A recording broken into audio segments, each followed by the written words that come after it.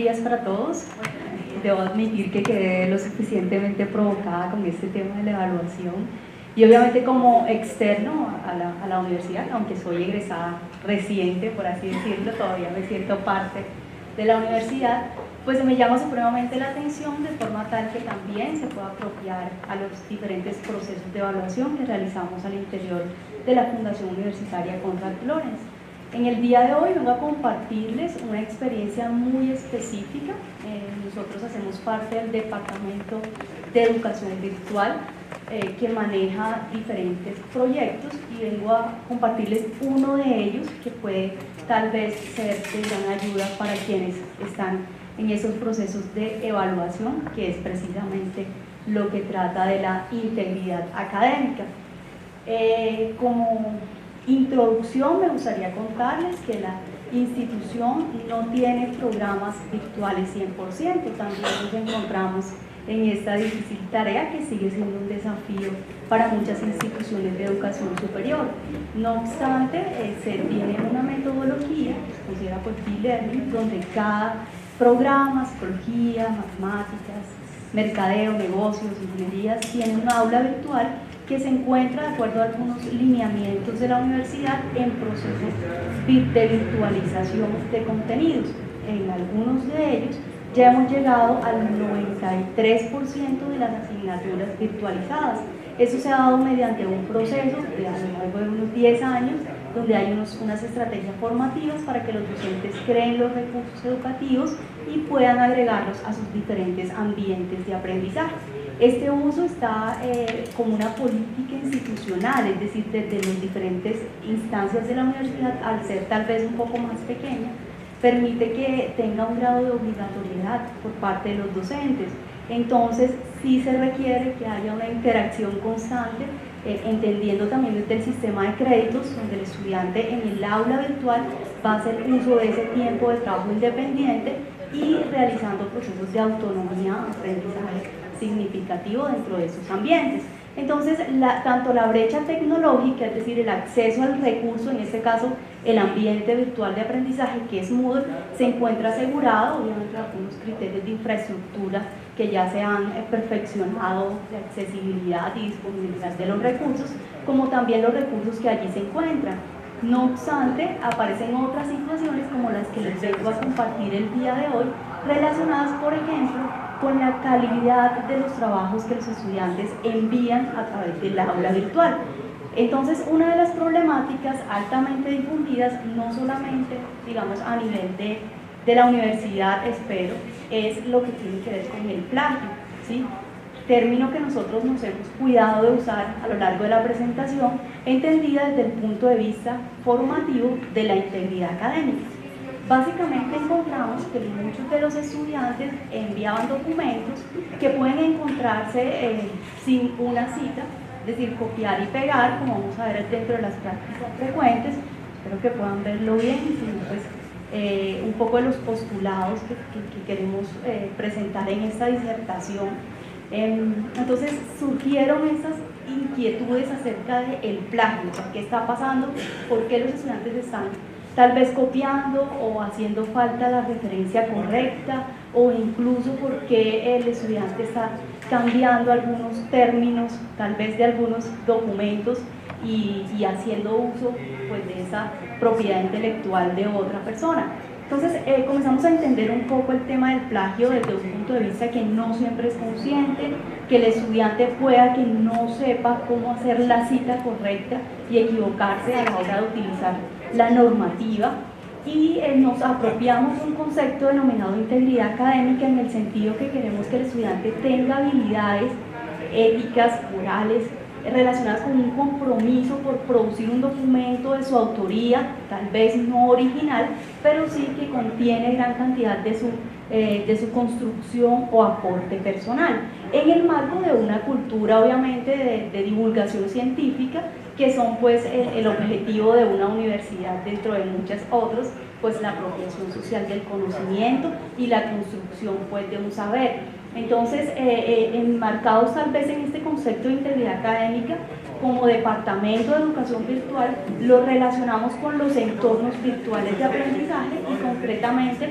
con un sistema de detección de plagio que ya habíamos validado, que ya estábamos utilizando, es decir, la tecnología resulta ser un apoyo, es Turnitin, ya algunos lo conocen, acá lo utilizan, pero bueno, tenemos esa tecnología, ¿cómo la vamos a implementar, difundir y que los estudiantes puedan apropiarse de ella a partir de una cultura formativa, digamos, más orientada por la pedagogía que por la penalidad hacia este tipo de sistemas que voy a profundizar más adelante? Algunos de nuestros referentes, pues a nivel mundial, obviamente hay que tener en cuenta conceptos como la propiedad industrial, de donde se comienza a identificar ya como tal la autoría intelectual sobre un bien, servicio, una patente, a través del Convenio de París, de Berna. Bueno, pues realmente a través de la historia se han venido elaborando diferentes postulados y algunos de ellos tienen algunos elementos comunes con lo que hoy vengo a compartirles. En Colombia, pues la Constitución política, el Estado protegerá la propiedad intelectual sobre algún producto o servicio, y más recientemente en el Código Penal reza un artículo acerca de quien pueda tomar documentación ya más explícitamente en el contexto de la tecnología, que cambió mucho lo que tiene que ver con el manejo de la información y sobre todo la autoría intelectual sobre un documento, pues al tener más acceso, digamos, de forma digital a esta información, podemos también darle una evaluación y condicionar esas características. Y en el Código Penal sí se explicita lo que tiene que ver con documentos electrónicos y específicamente tiene un nivel de penalización que va desde los 30 a los 90 meses de cárcel a quien tome este tipo de documentos y se apropie de ellos en unas condiciones claramente definidas, legales, digamos, en este sentido. Y por supuesto, a nivel institucional, el reglamento académico de la universidad y el reglamento de propiedad intelectual. Digamos que son nuestros referentes, tampoco hoy quiero profundizarlos, pero sí explicar cómo nosotros conseguimos ese concepto de integridad académica a partir de las prácticas de nuestros estudiantes, que pueden o no ser los estudiantes de la distrital o de cualquier universidad, pensaría yo que están muy relacionados. ¿Cómo se define esta noción de fraude a través del reglamento institucional? Puede ser copiar una información que no es de su autoría, puede ser, por ejemplo, utilizar ayudas no autorizadas dentro de un examen, ¿sí? Que yo pues busque en internet algo que me están preguntando que yo debería pues indicar de acuerdo a mi concepción personal. Puede ser falsedad, es decir, tomar un documento de otra persona y apropiármelo, colocarle mi nombre. Pues a continuación vamos a ver algunos casos puntuales que se han dado en la universidad y que considero pues pueden presentarse, o suplantar, ¿sí? Por ejemplo, en el caso de la educación virtual, algo que dentro de los criterios de evaluación se debe tomar en cuenta es que si hay un examen en línea, si realmente lo va a presentar la persona a la cual pues está matriculada en dicho curso y no haya un proceso de suplantación que puede presentarse en algunos casos. Sanciones que se generan en este sentido pueden ser desde el retiro del salón de clase o del aula, un llamado de atención, una amonestación, un comité, hasta algunos como ya la matrícula condicional, cancelación o expulsión del estudiante, pues de acuerdo al reglamento académico. Ahora viene como el contexto de la investigación. Comenzó en 2010, hicimos un seguimiento a cuántos casos por fraude académico, es decir, lo que vimos anteriormente, había presentado la universidad en algunos de los programas. Encontramos entonces que teníamos 204 casos de estudio y 114 relacionados con el fraude académico a través de documentación enviada en el aula virtual. Estas prácticas pues se relacionan con el plagio simple, copiar y pegar, ¿cierto? Tomar en cuenta información de otra persona y apropiarse en mi documento sin hacer la respectiva referencia, hacer citas o referencias falsas también, o sea, idearse un autor y un año, suele suceder, o que no haya coincidencia entre la referencia y la cita, por ejemplo, que yo coloque entre comillas un texto que supuestamente es de un autor, pero que me pude haber equivocado, y como tengo una cantidad de referencias en mi trabajo, entonces coloqué fue el de otro autor, o coloqué mal la cita de acuerdo a la normativa, o cuando dice Sánchez y otros, entonces no coloqué los otros con los respectivos criterios de citación. Bueno, se encuentran muchas prácticas comunes.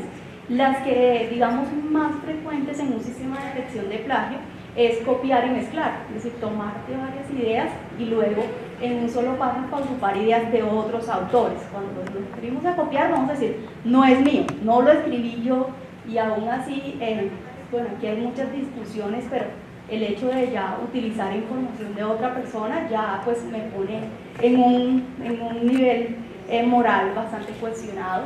El plagio expansivo, uno se refiere a tomar una idea corta y comenzarla yo a nutrir, pero que finalmente no fue, digamos, inicialmente mi idea, sino que es el trabajo y las ideas de otras personas. Podemos encontrar también esta opción contractiva, es decir, tomar una idea larga y yo sintetizarla, pero realmente pues sigue siendo las palabras y aún la autoría intelectual de otro autor, ¿sí? Mosaico, pues copiar de varios lugares y poderlo tomar. Paráfrasis, decir lo mismo con otras palabras, pero sigue siendo el autor. Las traducciones están muy de moda, entonces tomar un texto en otro idioma, traducirlo y atribuírselo a su autoría.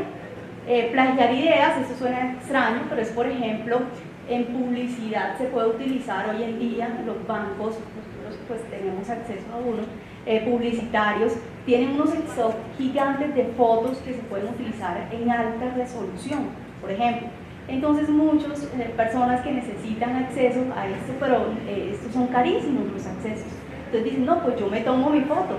Entonces buscan la foto de la escena montada de estos sitios que obviamente contrató un publicista, una modelo, el mejor lugar. Dicen, no, yo hago lo mismo pero acá en mi casa, ¿sí? Entonces le pongo una cortina, no sé, y comienzo una mesa, un computador, y plagié la idea, ¿sí? Porque la idea tal vez era algo innovador, tal vez.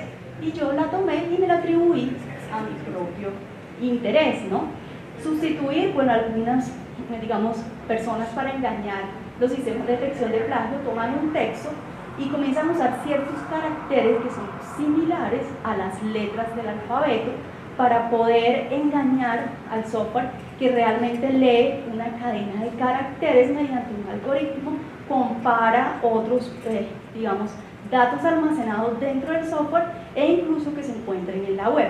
Entonces hay gente que para engañar estos sistemas comienza a utilizar este tipo de caracteres, en el caso, no sé, de la E un 3, a la revés, o comienza la A un delta, o diferentes símbolos que puedan hacer que el algoritmo se confunda y no detecte el plagio.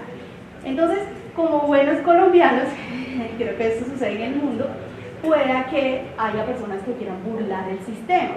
Entonces, no íbamos a meternos por la idea de intentar decirles no burlen o burlen el sistema de detección de plagio, sino creemos una cultura para que la gente tenga acceso al sistema de detección de plagio cuando desee, pero que interiormente pueda generar una autovaloración sobre su trabajo y pueda decir, oiga, realmente no estoy haciendo las cosas bien. Es lo que esperamos dentro de una institución de educación superior, no quiere decir que todas las personas vayan a hacer uso de esa estrategia que viene de una pieza gráfica de comunicación y es entender, no utilizando la palabra plagio, sino llevándole la integridad académica, diciendo desde la comunicación, oiga, no se trata de que usted le encuentre un plagio en el trabajo y sea sancionado, no, se trata de que usted comience a, digamos, a generar documentos originales, a fomentar la creatividad, a respetar los derechos de autor, a ser consciente de la propiedad intelectual, ¿sí? Como utilizando ese tipo de tips un poco más, menos penalizantes, como si tú eres el ladrón porque te robaste esto, sino diciendo, oiga, puedes evitarlo, ven, te ayudamos y creamos una pieza gráfica, un poco ayudado por el Departamento de Comunicaciones, que es un superhéroe. Y comenzamos a difundir esta noción del superhéroe por toda la universidad, en pantallas, en diferentes espacios. El superhéroe te va a ayudar, va a estar aquí contigo a las 24 horas. Si tienes una duda de cómo citar, aquí te vamos a ayudar. Entonces, este espacio que está pues, en el software Turnitin, que como les decía, es un sistema donde yo puedo cargar mi documento y me sale una serie de coincidencias, esto no lo podemos denominar plagio, esa es una de las observaciones, y similitudes que puede encontrar de ese documento en otros documentos a nivel mundial, incluso documentos que envían los estudiantes y documentos que pueden ser, digamos, similares al que yo estoy enviando.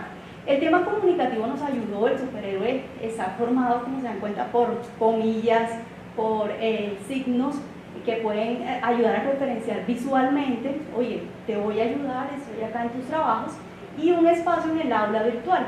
Anteriormente les comentaba que el aula virtual es de uso obligatorio, entonces eso indica que el 90% de los estudiantes de pregrado están en el aula virtual, o sea, están en el sentido de que la utilizan activamente, ¿sí? No es algo para ellos que entro una vez a la semana a ver si de pronto hay algo.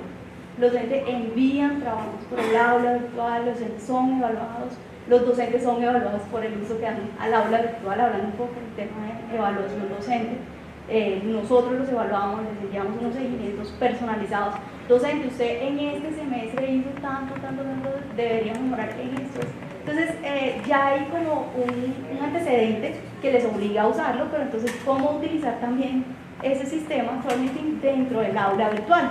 Entonces le dimos un espacio, creamos como un curso virtual, ¿sí? En el sentido, digamos, más general, sobre Turnitin, sobre el uso, videos, hicimos tutoriales, sesiones así, ¿sí? Con estudiantes, con docentes administrativos que lo usamos, y pues cómo podría arrojarse el reporte de similitudes. Algunos de ustedes han usado Turnitin haciendo un sondeo. ¿Quién nunca? ¿Quién nunca?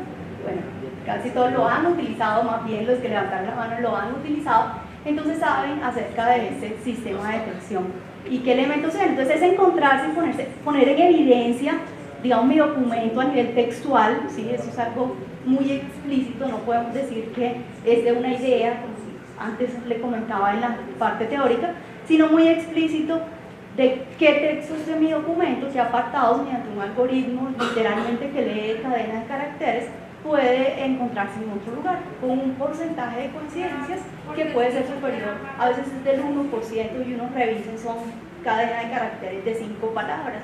Eso se puede adaptar, hay unas condiciones de exclusión de fuentes, por porcentajes, por palabras, pero no se trata solo del uso, o sea, el uso está bien, y con los propios nos sentamos, les explicamos, sí, pero entonces, ¿para qué usted va a usar eso que le sale en Turnitin? Yo puedo ver que el documento está pegado, igual enviarlo, no me interesa, ¿sí?